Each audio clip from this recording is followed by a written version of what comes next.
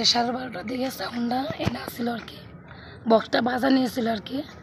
তারপরে আমরা রামনগর হাসপাতাল থেকে স্যার এসে কইছে যে দিদি 12:30টার সময় সাউন্ডটা বন্ধ করে দেন। আমি কইছে স্যার ঠিক আছে। তারপরে একটা মহিলা এনে ভিডিও করতেছে আর কি।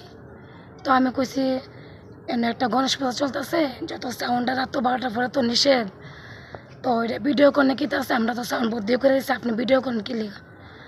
তো তাই না আমার অনেক কিছু কথা কইছে যে আমি নাকি নেতাগিরি করি, বিভিন্ন কথাবার্তা কইছে। যাই হোক, ওই মহিলা কি এলাকারই? এলাকারই, তার নামটা আমি সঠিক জানি না, তাই না মুসলিম আর কি। তো আজকে এটা লই আমরা একটা মিটিং অনেক কথা, আমার এলাকার বুথ প্রেসিডেন্ট এনে বইছে সবাই মিলে একসাথে। তারপর আমরা মিটিংটা খালি স্টার্ট করুম এমনই। এনে অনেক পোলা বানাইছে, বিটারবন থেকে, দাসপাড়ার থেকে, চান্দিনামোড়ের থেকে অনেক পোলা বানাইছে। আইসার মিটিংটা হইতে দিছে না, কইছে এনে কোনো মিটিং হইতে তো না। তারা দাওটাও বিভিন্ন, তারা চাকুটাকে অনেক কিছু লইছে, মানে তারা প্রায় 450 লোক আইছে। তারা মানে মাইনরিটির থেকে আইছে আর কি।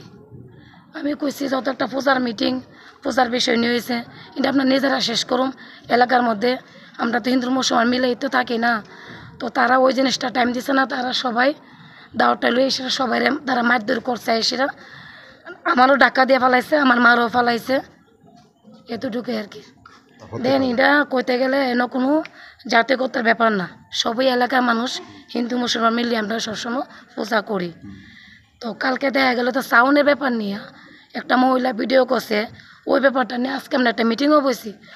মিটিংয়ের কথা নিয়ে এসে তারা যদি 400-500 লোক যদি এসে একটা হিন্দুর আক্রমণ কী কারণে তারা করছে, তারা কি প্ল্যান আছিল, এটা আমি কইতে পারি না। কিচ্ছু হয়নি এখানে, আমরা এসে দেখেছি তো কিছুই হয়নি এখানে। জাস্ট একটু এরকম ভুল বোঝাবুঝির মতো একটা রিউমার হয়েছিল। রিউমারে তো আপনারা জানেন হাত পা কিছু নেই, এটা আসলে প্র্যাকটিক্যালি এখানে কিছুই নেই। আমরা সবাই এসেছি এখানে, দেখলাম এখানেরই যারা স্থানীয়রা তারা নিজের মধ্যে তারাই মানে আন্ডারস্ট্যান্ডিং তারা সবাইকে ঘরে ঢুকিয়ে দিল। আমরা এখানে আসলাম, এখন তো দেখলাম কিছুই নেই এখানে, আননেসেসারি ওইটাতে। তো এটা কেউ যদি এরকম করে থাকে এটা তো ঠিক না। আমরা কিছুই হয়নি। আমরা যতটুকু জানলাম গণেশ পূজাকে কেন্দ্র করে কোনো একটা বিষয় নিয়ে এই ধরনের পরিবেশ, তো সেই বিষয়টা কিভাবে দেখছেন আপনারা? সেই কোথায় থেকে স্টার্ট হয়েছে এটা তো আমাদের ঠিক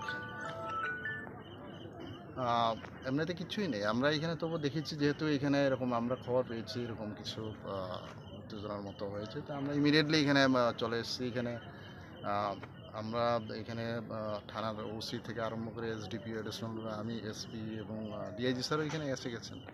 তো এখানে আমরা পর্যাপ্ত পরিমাণে এখন ফোর্স রেখেছি। এখন দেখেছি এখানে তো পিস এখন এখানে, তবে আমরা এখানে রেখেছি কারণ যাতে কোনো গুজবে কোনো কিছু না হয়।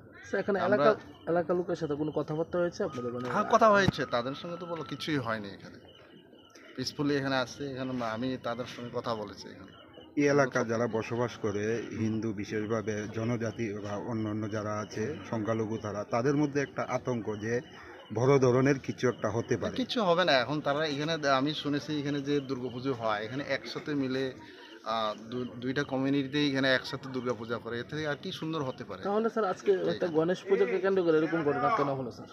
এখন কেউ বা কারা এরকম আননেসেসারি এরকম করে থাকতে পারে, এটা কি এখন কে করছে আমরা এটা জানি না। বাট এখানে দেখে তো মানে সত্যিই মানে এখন পিস, এখন একসাথে সবাই আসছে। এখন সে বিষয়ে কোনো স্পেসিফিক কোনো মামলা কিছু এখনো নেই, এবং আমরা আশা করি এখানে সবাই পিস মেনটেন করবে। আপনারাও এখানে আপনারাও দায়িত্বে আছেন এখন, এটাতে যাতে প্রশাসনের তরফ থেকে মানে কি ধরনের ব্যবস্থা গ্রহণ করা হয়েছে? আমরা এখানে পর্যাপ্ত পরিমাণে ফোর্স রেখেছি। এখন আমরা সবাইকে আমরা বুঝিয়েছি এরকম কোনো গুজবে কান দেবেন না, যদি কোনো কিছু সমস্যা থাকে ইমিডিয়েটলি আমাদেরকে যেন কলটা করে কি হয়েছে এটা আমরা বলবো। ঠিক আছে, ধন্যবাদ।